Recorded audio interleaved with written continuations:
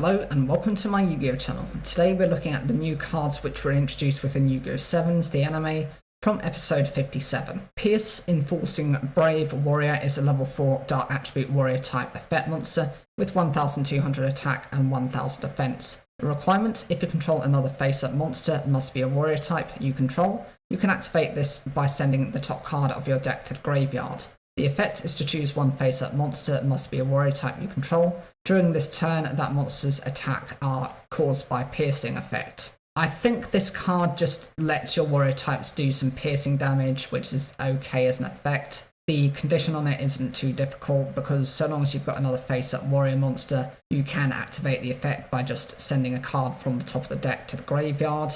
But it's not that impressive a card, and its stat lineup is quite weak. You are pretty much relying on one of your other warrior monsters. Lucky enough, there aren't any restrictions to it. It doesn't have to be a certain attack cap on it or a certain level to it to trigger these effects. So long as it's a warrior type monster, it can use this power. It mentions here that the note for the joke here seems to be Suranuki, as to go through something, easily comparing to things such as piercing, which has a relation to the kanji to enforce one's will. Unjust-Defense Brave / Defense is a level 3 Dark Attribute Warrior type effect monster with 1000 attack and 0 defense. The requirement: you can activate by placing one monster warrior type from your graveyard on the bottom of your deck. The effect: during this turn, while this card is face up, you do not receive effect damage from your opponent's trap cards. I think this is quite a weird card just in general. Firstly, it requires you to place a warrior type monster from the graveyard to the bottom of the deck, making it more difficult to retrieve that card, but it's a simple enough cost to have. My issue is that it prevents you from taking effect damage only from trap effects. So if your opponent isn't using anything that does burn effects through traps, you're just being able to shut down one type of burn damage. It would have been better if it had just been generalized to monster, spell and traps. That way you've got some form of protection. Outside of this, it's only lasting you the turn and it's just not viable as a card. It mentions here that they wonder if these two monsters are meant to be based on the Ultimate Spear and Ultimate Shield premise. The idea of, something being so powerful that it can smash through any defense, and something that has the defensive capabilities to protect absolutely anything. Luna Fiendish Commander Kimaluna is a level 8 Dark Attribute Warrior type effect monster with 0 attack and 2500 defense.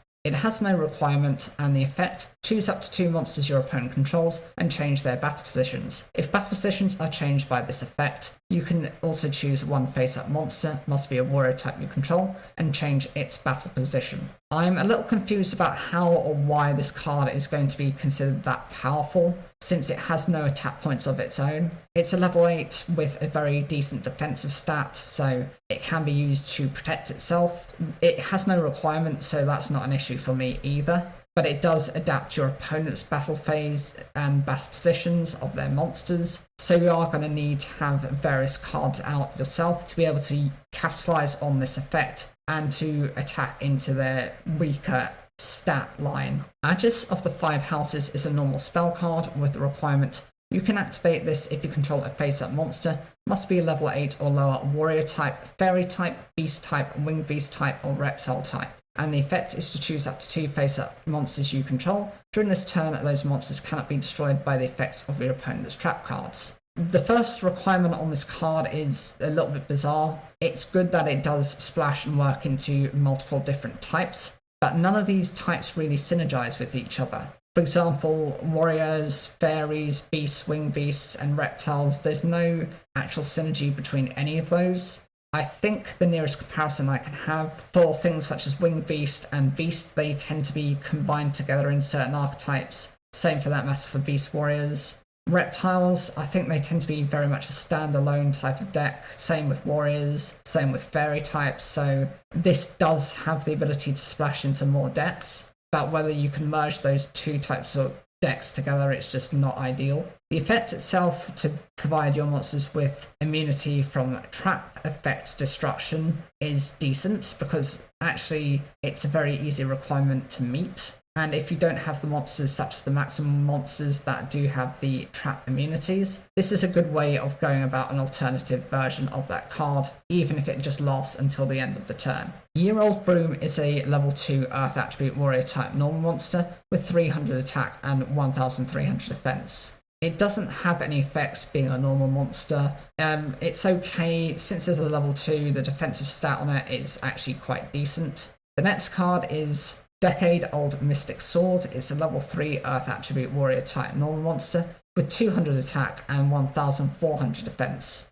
See, this is where I get very confused about how the stat lineups relate to the levels. You've got a level 2 with the same combined attack and defense when you add those together as a level 3 monster. So you've got the 300 plus the 1300, that totals 1600. And you've got the 200 plus the 1400, which again adds to 1600. There seems to be just no synergy or communication between any of these, and it's not viable as a strategy itself. Even here, as you see in the next example, as I've just been kind of reading as I've discussed this, also I would get very confused. Century-Old Ancient Wooden Sword is a level 4 Earth Attribute Warrior type normal monster with 100 attack and 1500 defense. Again, it totals 1600. It just happens to be at each stage that it levels up that the attack stat reduces by 100, and that stat actually adds onto the next monster's defense stat.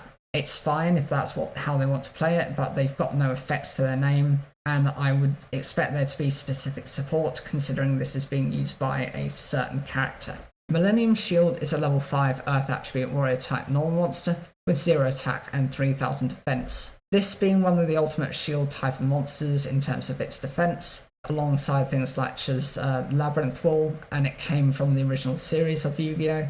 Means it's actually quite decent. I hope they're actually going to have some support for this card. It's very defensive, but for the time being it's actually working within the series. And it's something you can actually rely upon without fearing your opponent is just going to OTK you. Defense-Shattering Sword is a normal spell card with the requirement, if you control a face-up normal monster, must be an Earth attribute, you can activate this. The effect is to choose and destroy one face-up monster that has 2000 defense or more you control. You gain 800 life points and inflict 800 damage to your opponent. During this turn, monsters you control cannot be destroyed.